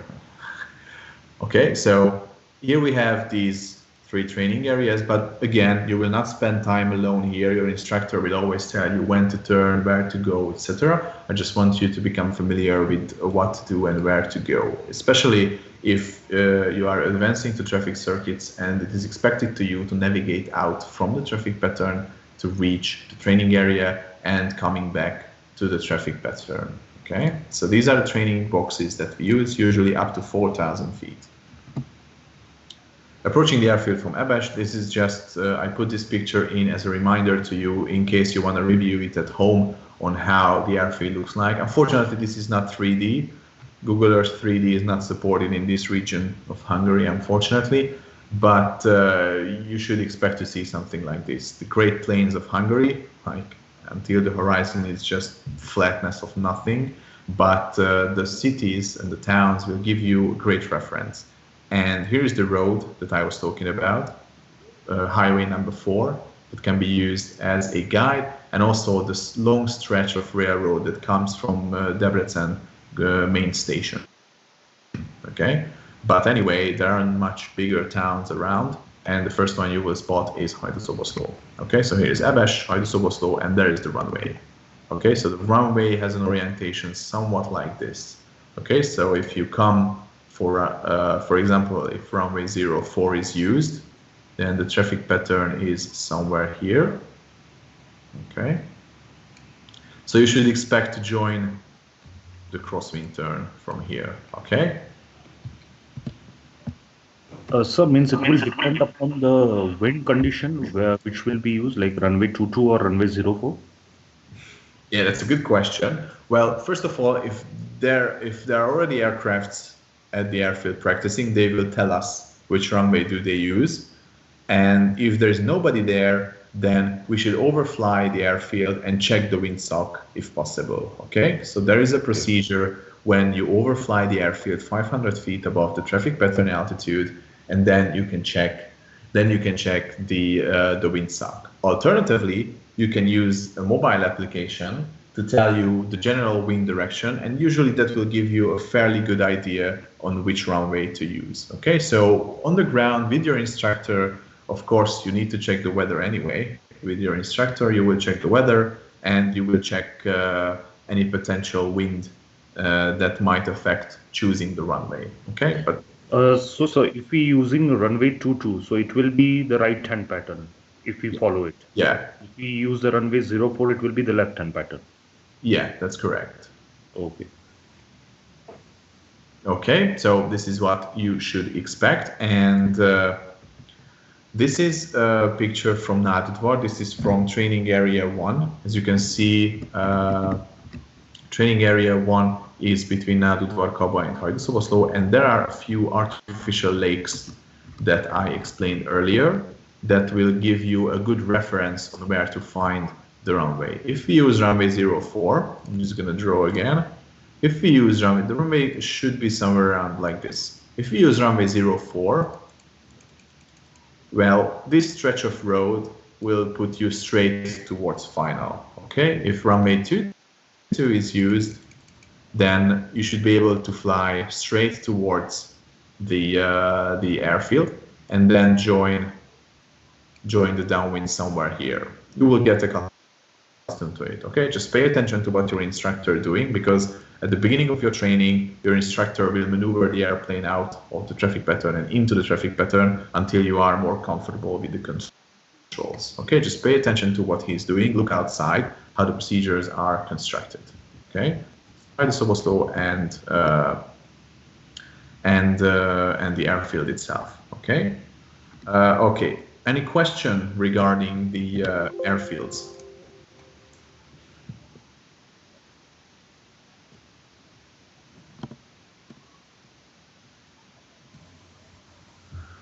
Sir, actually, I have a question regarding the groupings, the flying groupings.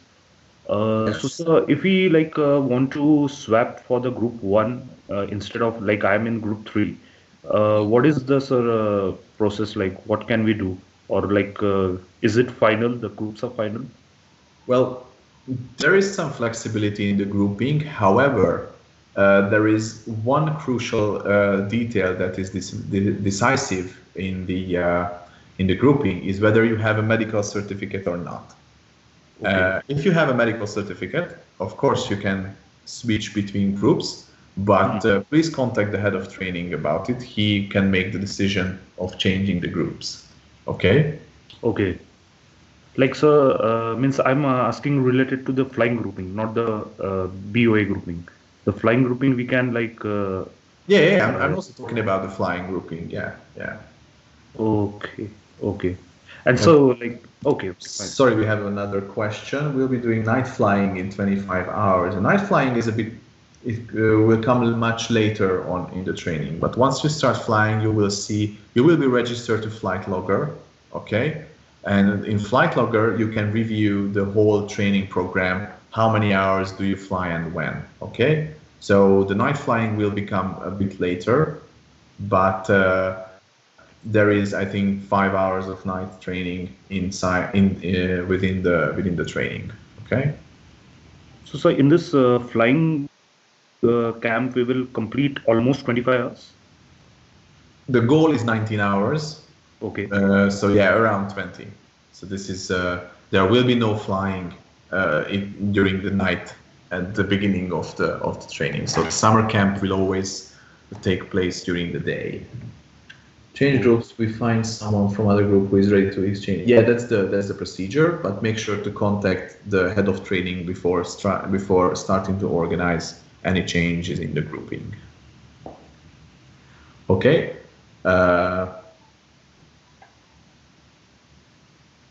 If you have no further questions, although I see that some of you are typing.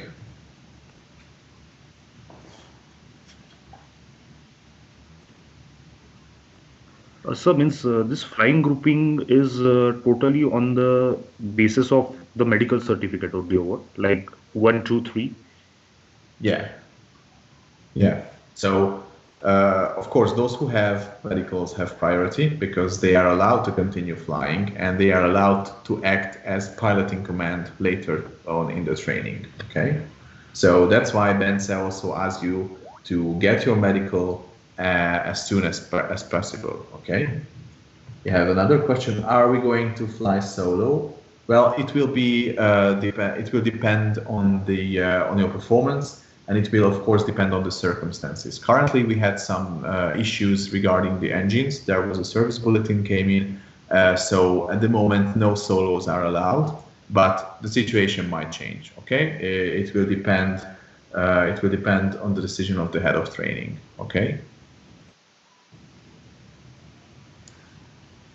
Okay, so if no further questions, then I thank you for your attention. I thank you for your attention. So this was the material for today. So there will be no class in the afternoon. Okay, so you shouldn't come back. We managed to finish the topics for today. Next week you will be with Andreas, who will talk about weather and some airspaces and chart reading, map reading. So I thank you very much for your attention. I wish you a nice weekend. Have a good weekend. And I will send you the presentations. Okay, don't worry, you will get the presentations. All right. Okay, So sir. for The now, enjoy entire your study lunch. material will And get, right? I'm sorry. So the entire study material for the BOA. I will send you the study material late this afternoon. Okay, I have to do some preparation, and I will send it to you. Okay, don't worry. Okay, Okay, sir. so study the material. It will be on the tests once you start the summer camp. Okay. Okay, Now, sir. for now, I also have to go. So I wish you a nice weekend. And in any case, you can write me an email if there is something unclear. Okay. All right. So goodbye, everyone. Bye, sir.